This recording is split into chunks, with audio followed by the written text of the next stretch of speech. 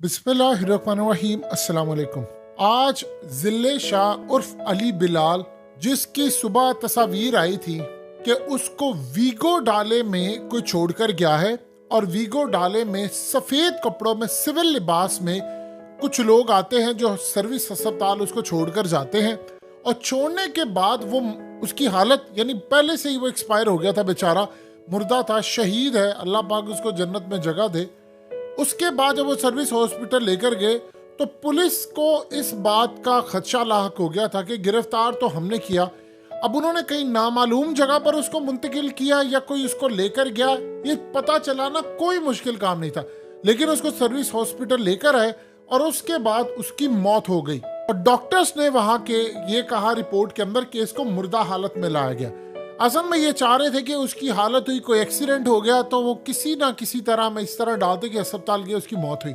लेकिन अजीबोगरीब सूरत हाल है कि वहां के अहम तरीन एमएस को फारिग कर दिया गया और किसी को पसंद नहीं आया था, बंद कमरे में जो बैठा हुआ था उसको ये बात किसी तौर पर हजम नहीं हुई कि क्यों आखिरकार ऐसा हुआ है, कि क्यों इसकी तशद्दुद ज़दा चीज पर कहा गया कि इसको मुर्दा हालत में लेकर आए।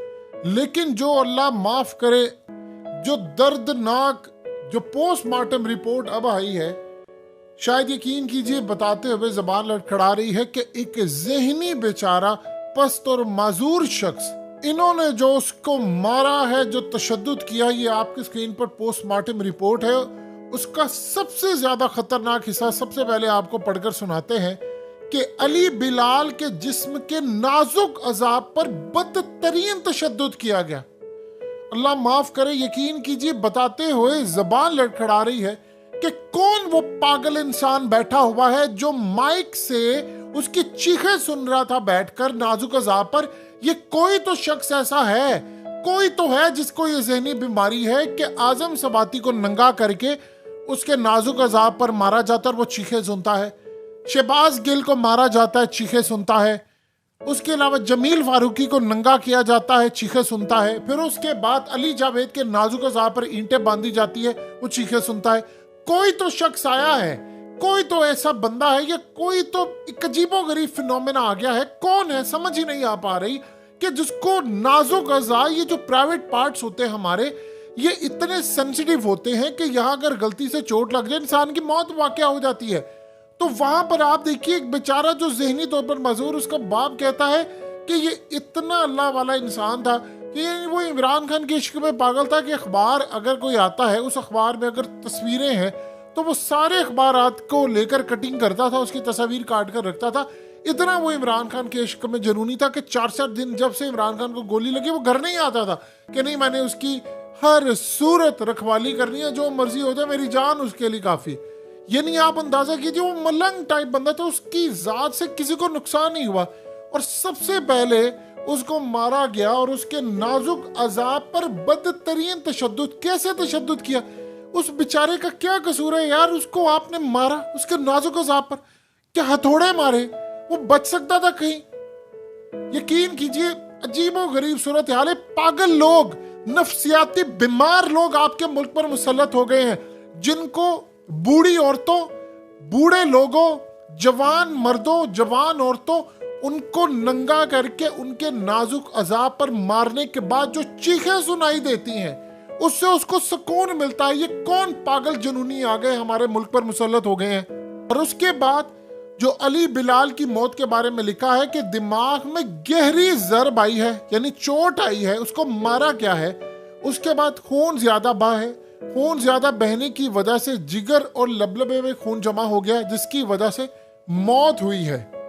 जब खून जमा हुआ तो अली बिलाल का ब्लड प्रेशर इंतहाई कम हो गया, उसके जिस्म के हसास हिस्सा पर भी तशद्दुद किया गया, उसकी खोपड़ी का एक हिस्सा बुरी तरह मुतासिर हुआ। ये पोस्टमार्टम रिपोर्ट के अंदर बताया गया है।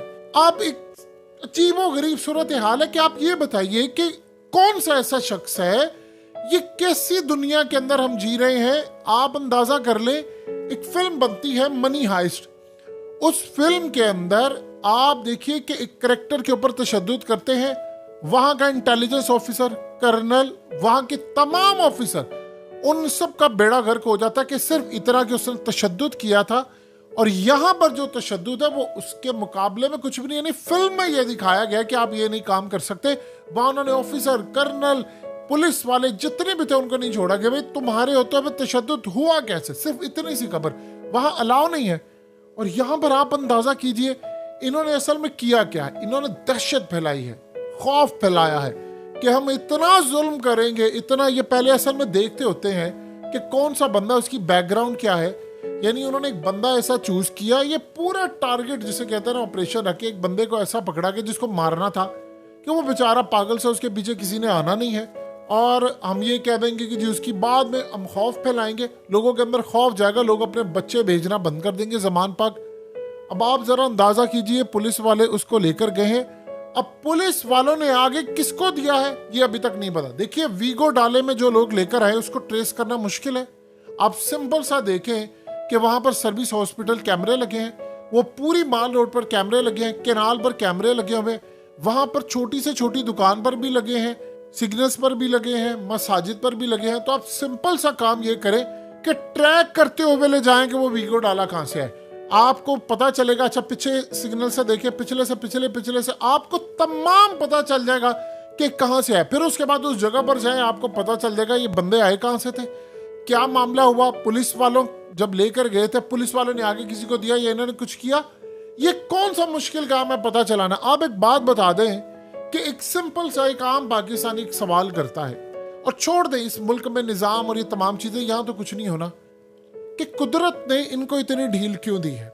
क्या 75 साल हो गए हैं, मजलूम मर रहा है, कत्ल हो रहे हैं, चौथी जनरेशन हमारी आ गई है, और वो इतनी बेदर्दी की तरह हम लोग जी रहे हैं, इन पर कभी अजाब नहीं आना। कहा जाता है जी इनको ढील मिली हुई है, देर सवेरे। आप बता दें 75 साल हो गए हैं, हमारा मुल्क 2 टुकड़े हो गया है, हमारे यहाँ पर लोगों को फांसियां दी गई हैं, मारा गया है, इतना जुल्म हुआ है, इतना जुल्म हुआ है।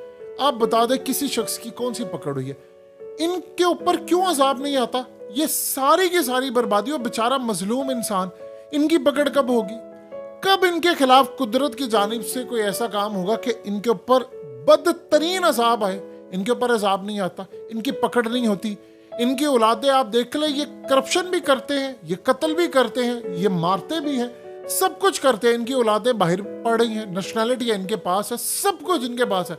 सवाल ये पैदा होता है कि इनकी पकड़ क्यों नहीं होती, क्योंकि इस मुल्क में आप छोड़ दें, वो इनको कोई नहीं हाथ डाल सकता, जो मर्जी हो जाए आप इनको सजा नहीं दे सकते। लेकिन सवाल सिर्फ इतना सा ये पैदा होता है कि जब इस सूरत हाल में उस बेचारे पर तशद्दुद जुल्म हो रहा है, तो आप ये बताइए कि इनकी पकड़ कब होगी। इनकी पकड़ कभी भी नहीं होगी।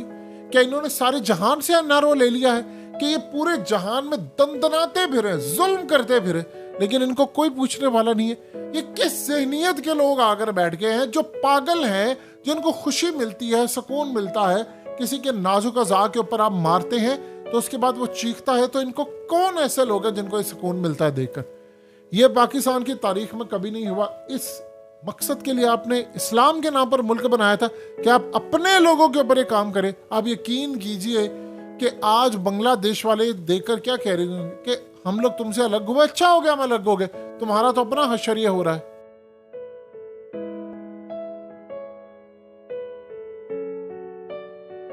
हकीकत टीवी को सब्सक्राइब करना मत भूलें, वीडियो को लाइक करें, शेयर करें और कमेंट सेक्शन में अपनी राय का इजहार जरूर करें।